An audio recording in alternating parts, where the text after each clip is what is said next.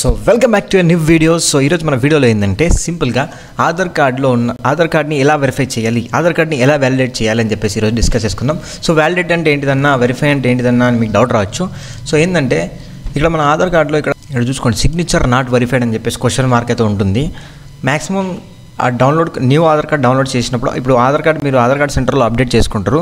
Update చేసుకున్న తర్వాత download చేసుకుందామని చెప్పేసి ఇంటి దగ్గర ట్రై చేస్తుంటారు అనమాట, మొబైల్స్లో, ల్యాప్టాప్స్లో.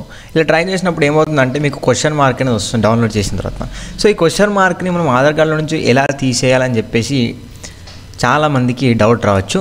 సో ఈరోజు మనం ఆ డౌట్ని మొత్తం క్లియర్ చేసేద్దాం అనమాట. ఫస్ట్ ఆఫ్ ఆల్ ఇది నేను శాంపుల్ ఆధార్ కార్డు. సో నేను దీన్ని వ్యాలిడేట్ చేసినాక నాకు ఇక్కడ ఇంటూ వస్తుంది, లైక్ ఇలా రెడ్ కలర్ ఇంటూ అనేది వస్తుంది అనమాట. ఎందుకంటే ఇది ఫేక్ ఆధార్ కార్డు. సో నేను ఇది డౌన్లోడ్ చేసుకున్నాను అనమాట.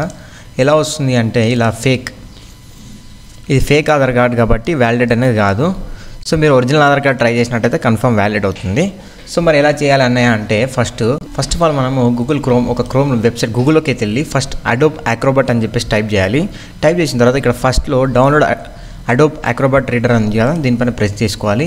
తర్వాత ఇక్కడ డౌన్లోడ్ అనే ఆప్షన్ ఉంటుంది. సో దీన్ని అయితే డౌన్లోడ్ చేసుకోవాలి. సో నేనైతే ఆల్రెడీ డౌన్లోడ్ చేసుకున్నా ల్యాప్టాప్లో. సో ఫస్ట్ ఆఫ్ ఆల్ ఇక్కడ చూసుకోవచ్చు, నేను ఆల్రెడీ డౌన్లోడ్ చేసుకున్నా దీన్ని.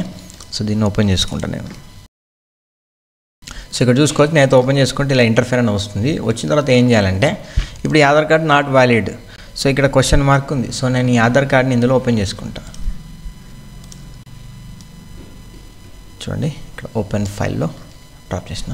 సో ఇక్కడ చూడండి ఇంటూ మార్క్ వచ్చింది. ఎందుకు ఇంటూ మార్క్ వచ్చింది అంటే ఇక్కడ చూడండి, నేను దీనిపై ప్రెస్ చేస్తాను. చూడండి, signature contents incorrect or unrecognized corrupted and suspicious data, ఎందుకంటే ఫేక్ ఆధార్ కాబట్టి. సో ఈ విధంగా మనం ఆధార్ కార్డులో సిగ్నేచర్ అనేది వ్యాలిడ్ చేసుకోవచ్చు.